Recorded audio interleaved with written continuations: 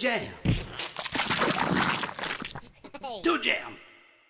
Hello and welcome to Toon Jam. I am Matt. And I'm Jaina.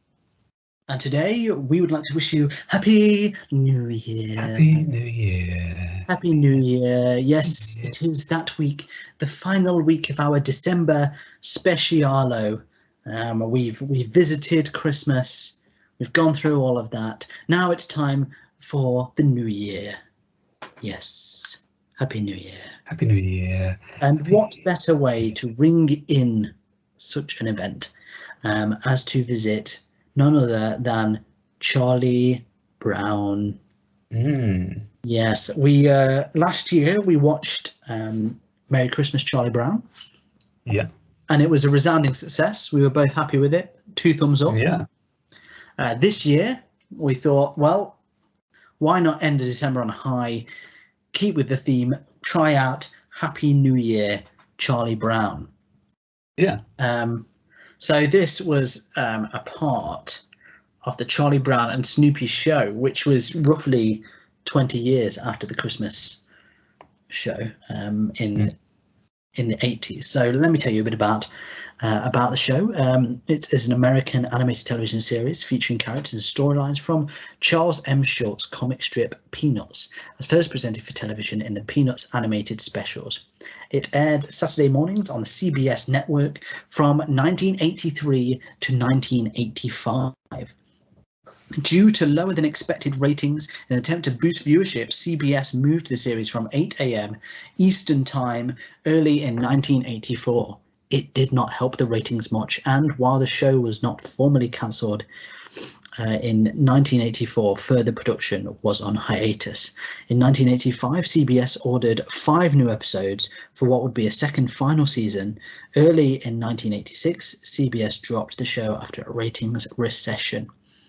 The Charlie Brown and Snoopy Show is one of the few television series produced by Bill Melendez, whose animation studio generally produced specials.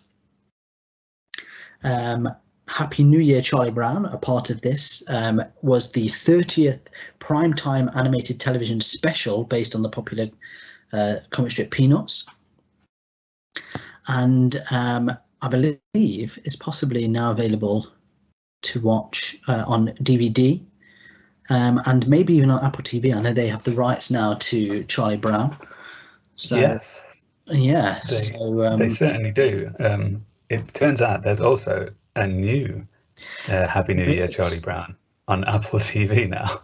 Yeah. Snoopy Presents for Auld Lang Syne. Had only we known. I know, this is a classic Toon Jam moment where we're behind the game that we play so well, or not so well. However, there's always next year. That's it. Yeah. There's always next year, and why not visit the older ones before the newer? It's going to be something of a tradition now, isn't it? Really. Yeah. But yes, so Happy New Year, Charlie Brown, and let's check out the ratings. Unfortunately, there is no Rotten Tomatoes, no freshness to be had. However, as always, trusty IMDb does have a rating for it. Can you guess what that is? I'm going to go straight up 6 on this one. That I said with such conviction. Unfortunately, it's not 6. It's 7.3. Oh, okay. Happy New Year, Charlie Brown. But yeah, so there you go, and a nice, more steady score. That's not too bad, yeah. Yeah. Fun fact: the story is about Charlie Brown having to read War and Peace for his book report over Christmas, the Christmas holidays anyway, and subsequently over New Year's. It was actually Charles Schulz's favourite book. Oh, really? Yeah. So there you go. Fun fact. Okay, well, with that, I take it you'd never seen this before? No, I hadn't. You know, I think probably the most Charlie discussed, Browning obviously, I've done the is with Toon Jam. So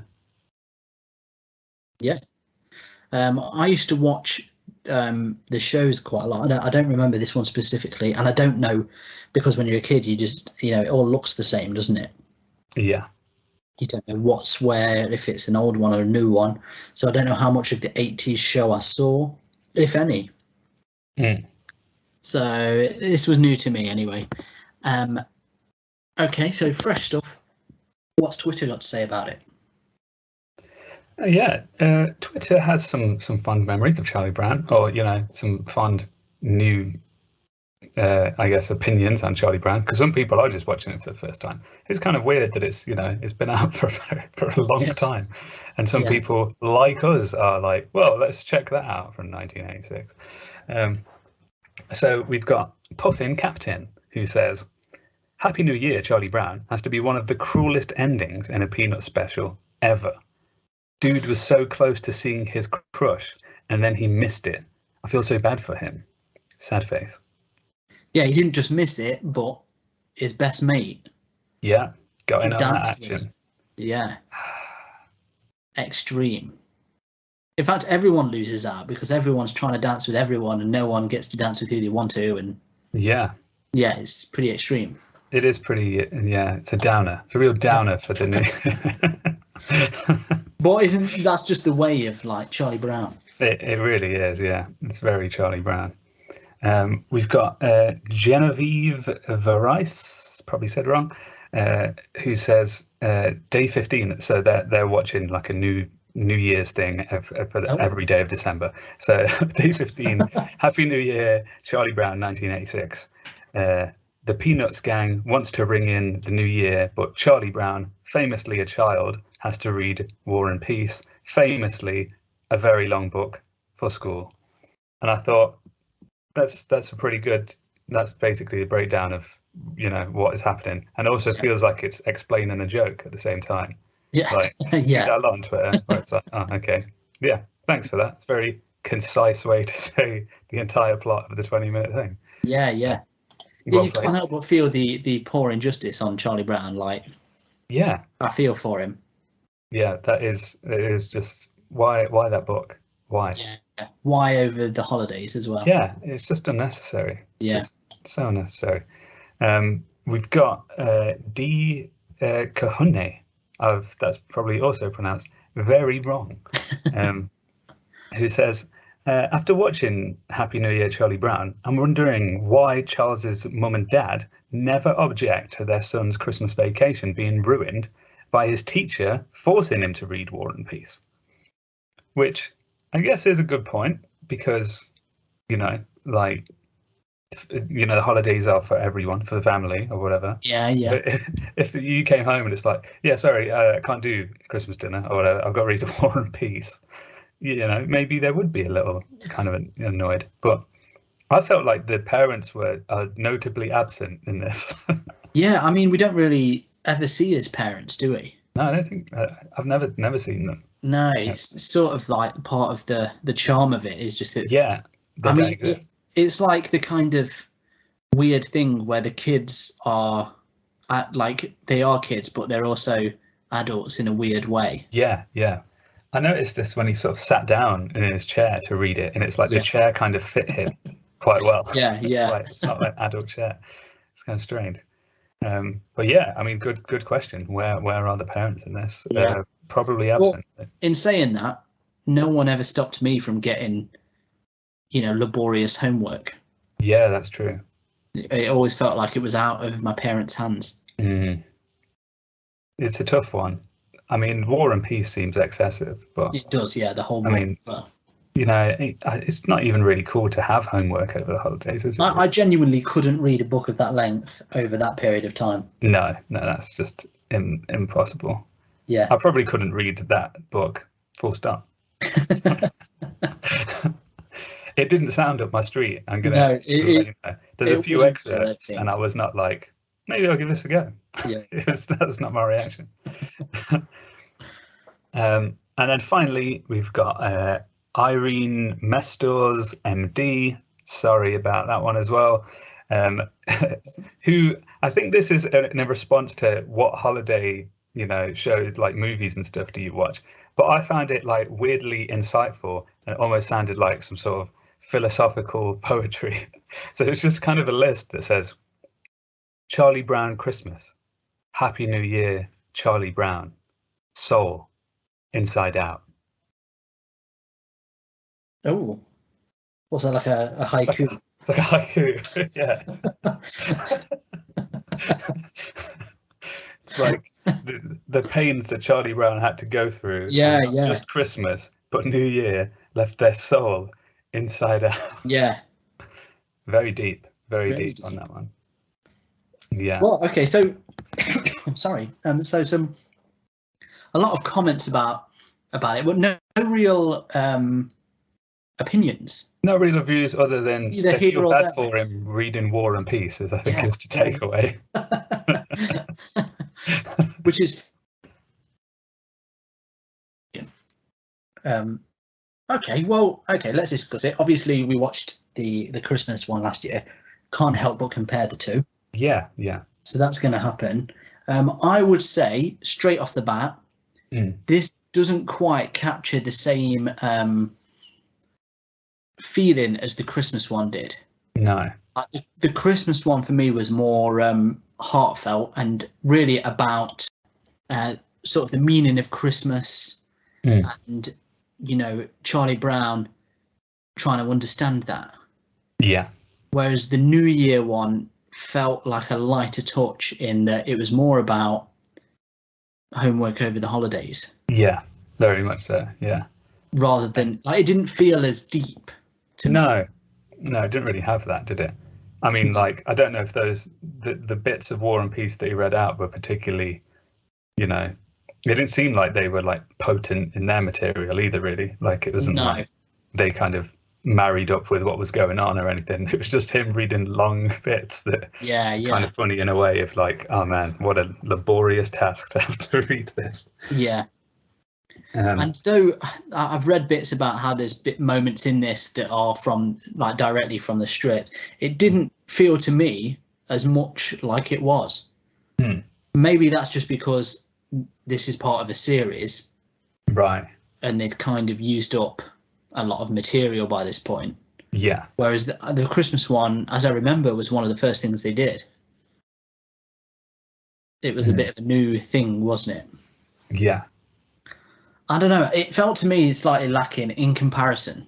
Yeah. It wasn't quite the same. Like, I mean, I don't know whether some of that's to do as well with the fact that like New Year doesn't really have like an atmosphere in the way that Christmas does. Do you know what I mean? Like you can make things Christmassy very easily by adding snow or decorations or lights or something. Whereas like what's the is New Year just virtually the same? Or like what's the New Year kind of the aesthetic of New Year? Is there one? It's kind I don't know. I suppose a lot of New Year is sort of that feeling of a fresh start. Yeah. They could have played on that a bit, maybe. Charlie Brown's take on, the New Year's resolution. Yeah. The hope of a new year. I mean, Charlie Brown is all about hopelessness, then gaining that hope later on. Like finding it where you perhaps wouldn't. Yeah. So, whereas, as someone pointed out in the Twitter comments, this very much ends on just another failure for Charlie Brown. Yeah. It is all kind of leading up to, the clock striking 12, isn't it? And then it is just pretty much, like you said, disappointment all around, really. No one really seems to have a good time as a result of that kind of get together that they have. The strange thing about the Peanuts, or at least the sort of Charlie Brown and Snoopy show, or whatever it was, whatever it was called, the Charlie Brown and Snoopy show, is that obviously it's been made for kids. So in this we've got like a couple of musical numbers. One about like how to dance. Yeah. One's like how to play musical chairs. But when you think the source material is really aimed I guess, in a way, are adults. Yeah. It's not adult humor in any way, and a kid can easily read it and gets like something out of it. But the jokes are often, more deep than they would seem. Yeah. And you'll laugh at different things. So it seems strange to make it so directed only at kids. Yeah, it is a weird one that way. Yeah. I always think it is kind of odd that it's done in this way and it is aimed at kids when Charlie Brown is clearly such a depressive character. Yeah. It's not really someone you always see aimed at kids. That's like the joke, isn't it, really? Yeah. Yeah, like this, I guess, that is kind of what makes it what it is. Like, yeah, because I can't really think of a character in other media that's really as down as Charlie Brown is consistently. You know? Like, sometimes there'll be episodes or something where someone's having a bad day, but usually by time of credits, everything's all sorted out, isn't it? But Charlie Brown is constantly down in the dumps. Like, and everyone's always like hating on him. Yeah, and it's just kind of weird to think like how kids take that on board in a way. Like, I mean, obviously it works because it's a very successful, show and stuff. But but I think that's still it's partially because it's not just kids. Yeah. Like it was in the fact that it was like the funnies in a newspaper. Sort of says it all, really, doesn't it? And you find humor where you wouldn't as you grow up. Yeah, that's true. Yeah. As a kid, you just want more Snoopy. That's true.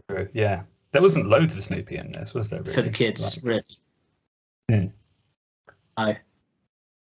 There was a little bit. So it's Woodstock, like a little bit of Snoopy doing some dancing and stuff, and they had a bit of a dress up, but it wasn't very Snoopy heavy, I don't think. No.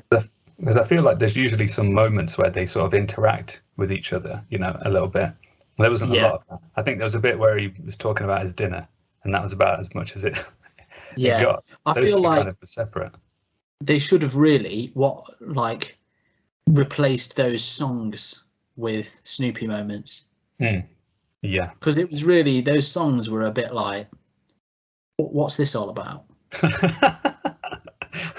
Yeah. Who's this for? And I think what was weird is that it didn't feel like it was written by Charles M. Schulz. Yeah. Where it was, but it didn't feel like if you again compare it to the Christmas special, that did feel like it was. Whereas this felt like it was, just it was in the way that originally the strips were, and then someone rewrote it for TV. Yeah, I know what you mean. It definitely felt like that. It was weird. It was very much like it was all just kind of about that War and Peace thing, and then there was like possibly getting a kiss at midnight. Yeah, which was like, I feel like that. I mean, I don't know because I obviously haven't watched a lot of Charlie Brown, but like that the little redhead girl. Yeah, like does she come up a lot or something like? She's been in a few, and she's like his, the girl he fancies sort of thing. Yeah. But that's like an ongoing thing. Yeah, he was. That's like the only time you ever seen him kind of motivated to do anything. Yeah. Try and get her to go to the party with him, and then it all gets taken away. Yeah, just like that.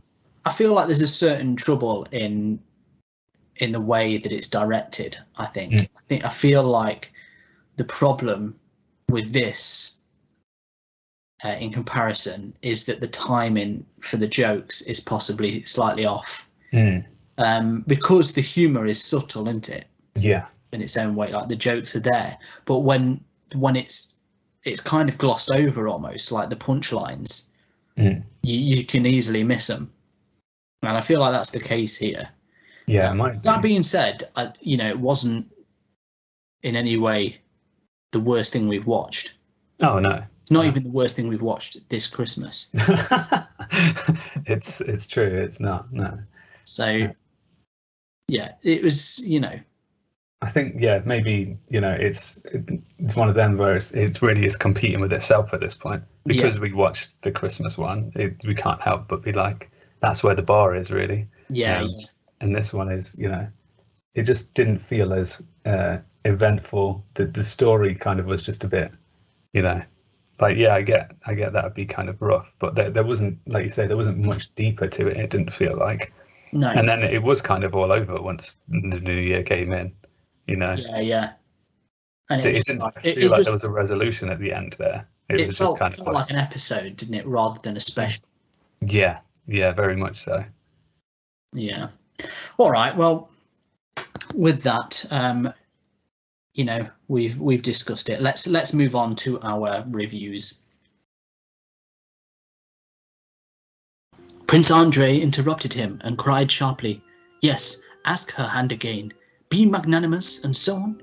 Yes, that would be very noble. But I am unable to follow in that gentleman's footsteps. If you wish to be my friend, never speak to me of that. Of all that. Well, goodbye. So you'll give her the packet?" Pierre left the room and went to the old prince and Princess Mary.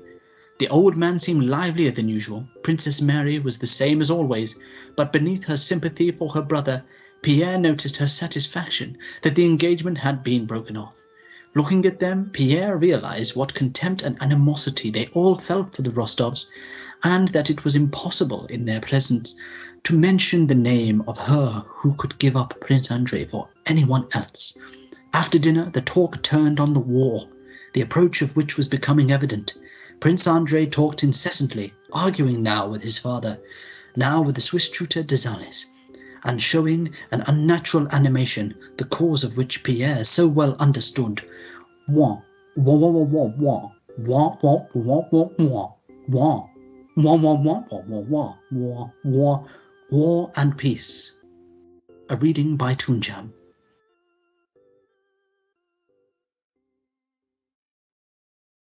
Okay, so here at Toon Jam, we have a 3-point rating system as follows. Thumbs up, the Charlie Brown Christmas special. Can't go wrong with that. Yeah. Thumbs down, songs about musical chairs. And shaky middle, wah, wah, wah, wah, wah. So good, bad, not really sure about that. Probably a bit harsh on the song about musical chairs. Don't know. As a song, it was quite fun. But I feel like we all know the rules to musical chairs. Yeah, too true. Okay, well, Happy New Year, Charlie Brown. Your thoughts? Yeah. I feel like, the name is a bit of a misnomer, really, at this point. Once you've seen it, it's like, was it a Happy New Year? I don't think it was at all. Yeah, I mean, it was. You did still had some Charlie Brown moments, and Charlie Brown, like the characters are all very much themselves. There was just, it seemed like there was a lot of stuff just kind of happening that didn't really amount to anything. There's a lot of phone calls back and forth between people, a lot of, the organising of events and stuff. And then, it really didn't have that kind of, that takeaway at the end there.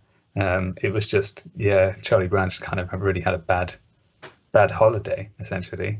And I mean, I guess, if you love watching all the Charlie Browns and stuff, you're not just going to skip this.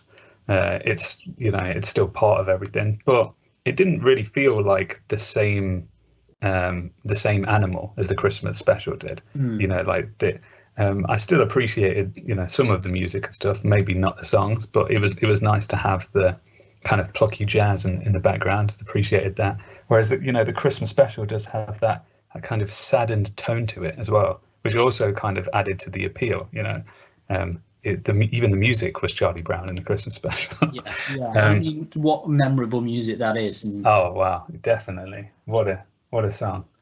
What a wonderful song. Compare that to musical chairs. Yeah, it's a no-brainer. Which one are you going to go for there? It's black versus white. That is.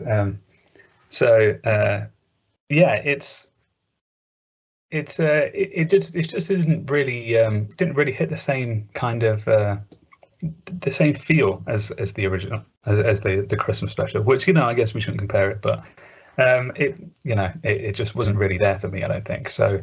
I think for me, it's probably going to be. I reckon it's a shaky middle for this one. It was okay, but I think the high standards of that Christmas magical special masterpiece. It's just, this didn't really live up to that, I don't think. And I don't think it would be a notable Charlie Brown episode if it wasn't for the fact that it was New Year, really. Yeah. I agree. Really, it's definitely not the quality that you come to expect, considering the Christmas one. I was quite looking forward to this. I'm a big fan of Charlie Brown. I used to read a lot more than I watched, I think. And to be fair, watching it did make me think, I would like to read some more again. But because I knew it was better in those little strips, this just felt a bit drawn out. It felt like it was almost being created for the wrong, not necessarily for the wrong audience, but with the wrong audience only in mind. I felt like it like it's a family property almost. So Peanuts should have something for everyone. The humour, particularly for like the adults, and then you've got like the japes of Snoopy, and the removal of the football as Charlie Brown goes to kick it and stuff. It's funny for everyone.